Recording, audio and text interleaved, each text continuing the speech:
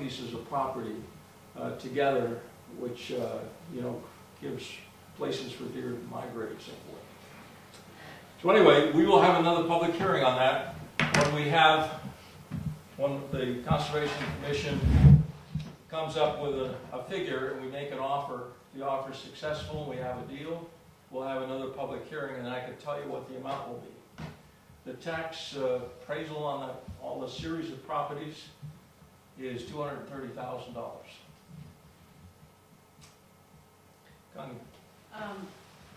Is that piece of property because of the wetlands? Can that be built upon if, say, conservation didn't purchase it? We had a very good appraisal by someone who's very experienced in conservation projects. And she looked at it as the best possibility would be a kingdom lot, meaning one house, private estate kind of thing. It could be posted today. If it was sold to another party, they could post it tomorrow, keep everyone out. So the conservation easement, one of the strings for Fish and Game is you can always have the public in to use it. You can never exclude the public. You can exclude the motorized vehicles.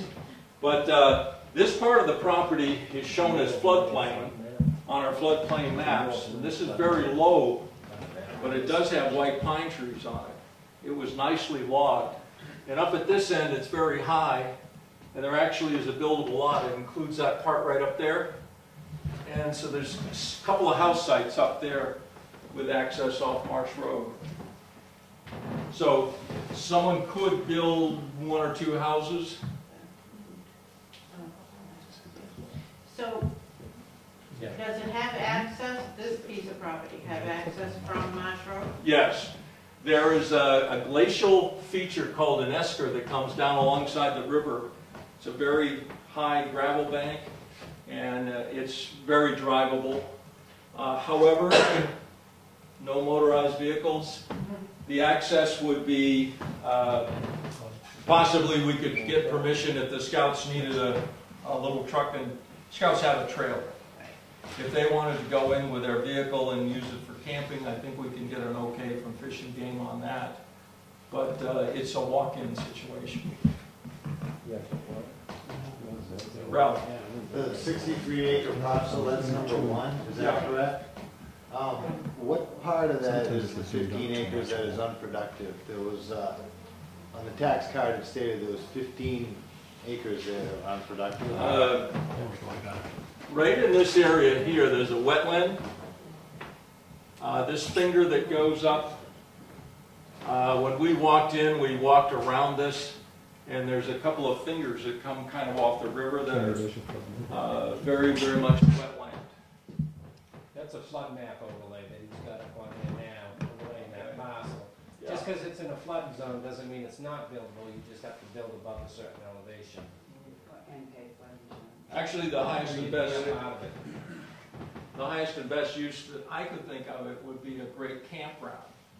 And of course, we're thinking of camping for scouts, but as a commercial campground, theoretically, you put up tents, and if it's going to flood, everything's portable. You can leave. A lot of places like New Orleans, you know, where they have their floods, I think to myself, you know, you should have carnivals and circuses there, and then when the hurricane comes, you just leave. Don't build cities there.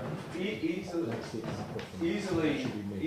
today, with our current zoning, there can be 3 houses built along that river or down there in that floodplain, and they wouldn't have to pay flood insurance if they got a certificate that showed they were above a real floodplain. Yeah.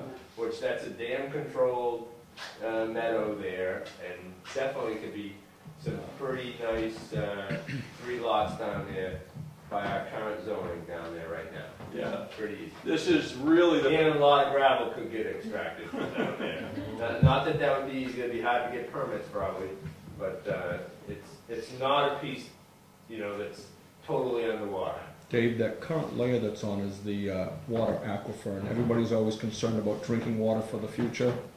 Well, there's the groundwater aquifer overlay for that particular area.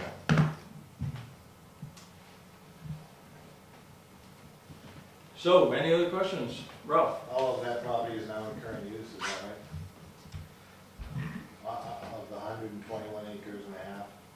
yeah. It's all in current use. It all is, right? Right, yes, it all is. Maybe one of the small ones. I'm not sure if the lot with the garage is in current use or not, but I can find out in a hurry. The one up, number 10 at the top, may not be. It has a little garage on it, but all the rest of it is in current use. Do you know when it went into that status and when it was updated, if that status was updated? It shows it currently in current use on the current tax cards, that's all I know. Current use, yes. Town buys it, how much tax revenue do they lose, if they lose any? They will lose some. It has a tax assessed value of $230,000 for all those parcels. But it's in current use right now, so. It's in current use, that depreciates it. When the Fish and Game conservation easement overlays it, it drops its value way down because you can't do anything with it. Can you hunt on it? Or you can be able to Fish hunt and on it? game involved in it. Yeah, one of the conditions, or the strings, as you say, is when Fish and Game gives you the money, one, you can't bother the animals except to hunt or fish. You can't build anything, make any noise or anything like that, but it will always be open to the public. Can we just get your name for the record, please? My name? Yeah. Al Jarvis. First name Carol. Burke and Silver. Any other questions? Dave, as far as just for information to the public, you know, as far as the purchase from the Conservation Commission, there would be, if you put a bid out there and you don't have, and we're still going after this, much like we did with the other piece earlier, it's going to be a warrant article. I'm trying to get a figure, because I know you don't have a figure yet, but I think it's kind of public information, the funds we have available right now. right.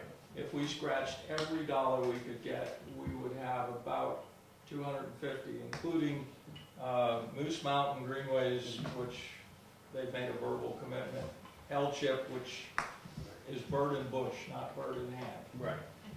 So we would have available for, but this would completely exhaust all of our conservation resources. But the Fish and Game money would come after the purchase, right? Yeah. If I'm not mistaken, so you would get some money back. Well, If you exhausted everything, are you accounted on that for the purchase too, or? well, it depends on the price. It depends on how much the Conservation Commission decides to offer. If they offer less than every resource we have available, then we'll have some money left over. Then it depends on if the owner of the property is willing to accept the offer. So it's a lot of unknowns now. I think what Mark was asking though is if you, in that $250,000, if you're including the Fish and Game's funds. Yes, every dollar that we don't have, dollars we don't Fish and have. Game money, to my understanding, wouldn't come until after the purchase, so in a sense, we would have to put Be a warrant- reimbursement kind of thing. You would have to put a warrant article out there for that extra money. You know, The same thing we were just talking about. from our earlier meetings, you were saying that the Fish and Game money wouldn't come until after the purchase of the property, so I'm reading that as, we're gonna have to put a warrant article together for the Fish and Game amount, then after the purchase, we would get reimbursed. Or if the purchase and sales agreement said X amount from us, X amount from Fish and Game within 30 days or something like There's that. gonna be a half a dozen contingents. Yeah. If we make an offer, it's contingent that the select. Conservation. Hmm? Conservation, and then just back out a little bit. It just brings the whole Greenway, Moose Mountain, and thrown into Milton. Keith, did you have a? Oh, I think that easement question, the money for the easement, is a good thing to clarify with Fish and Game, but it's pretty common to have a simultaneous closing so that the money's, there at the table at the closing, and then you sign, bond land, and you sign the easement and get the money. So I guess it's a conversation to have, but I think it probably works that way. I don't know for sure, I never, Fish and Game. When we make an offer, it would have to be contingent on a lot of things happening. I mean, we could have made an offer last week based on if we get the grant and so on and so on. It also depends on the selectmen agreeing to make the purchase. The legal ramifications are the Conservation Commission has this money. They can vote to expend it, but it's on the table. You guys don't have to purchase the property. It's your decision on whether you do that. So there'll be about 6 conditions when we make an offer, if this and this and this, so forth. Right now, we don't know how much money we have, so we're waiting to see how the L-chip grant works out. And then we'll start discussing it. But, you know, the offers or counteroffers may go on through December, January. So this is a long-term The only reason I'm project. bringing it up is because we're getting close, you know, as far as when we're gonna have to be putting warrant articles out there. What's the timetable here? Because if it does come down to that, that would be the best scenario would be we don't have to put it onto a warrant article and the selectmen can just make a decision on whether we want to purchase the land or not. The Conservation Commission has no plans to raise any public tax money with warrant articles. Right. And we are planning on something, as Keith is describing, that Fish and Game, it's going to be contingent on, they'll get their money when Fish and Game gives it to us. So this could go on for another 6 months. So tonight what we really want to do is get public input before we make an offer. Because the next public hearing we'll have will be if and when we actually have consummated an agreement with the owner and a price. And of course, if the price we'll have to know how much money we have rough. If an offer was made and the conservation funds were there to cover that offer, then you wouldn't have to put an article together, say. That's correct. Okay. If that happened, the seller took all the money out of the Conservation Commission's fund, is it possible or impossible to gain the funds back from the Fish and Game afterwards and put it back into the funds? You know what I'm saying? That's gonna be a lot tougher, I think. That all depends on the price, right? Yeah. Unfortunately, the timing has a glitch because we don't know what money we may get from L-chip. They make their decision until the 12th of December. And I believe the deadline for warrant articles to raise money would be over at that point, No, warrant articles are January 10th. January 10th. But So if you're L-chip, how long are you guaranteed that L-chip money? If they give you the L-chip money, how long are you guaranteed to get? Like, you just get that and you hold it in a reserve, or they wait until you're ready to purchase something? So if you decide, if this kind of was going along all year, and next year at this time is when you're ready to write a warrant article, is the L-chip money still available? they make a commitment to you, and you know that the money is secured, and then you can go forward and negotiate knowing you have that money, but they're not going to give you the money until you. Right, I guess I Under was the wondering table. how long it's committed to, I guess is my question. How long do you have to? I don't know if there's a deadline on that. When I dropped off the application an hour and a half before the deadline, they were telling me, I was a little worried that we threw this together, but I was told that there were other applications there for grants where they hadn't even commissioned an appraisal on the property yet. And we were able to get our appraisal and reflect that. The overlay that's up there now shows the conservation land that's in Milton, Middleton, Brookfield, and that parcel's kind of the center. This is a 2,200 acre parcel, Moose Mountain Regional Greenways, right up in here. This is the Carl Siemens Trust down in this area. And this is that little parcel on this lot with the barn. The parcel that we're talking about actually comes all the way down to about this area here. So as you can see, the idea is to connect all these parcels together to make a larger area. And it seems to be working. When that property is in current use, and the Conservation Commission or the town of Wakefield is buying it, does that person still have to pay that tax? It's not being converted to a different use or development or anything. Not changing. So you wouldn't get that money? It's used as a woodlot, and the town could be using it as a woodlot.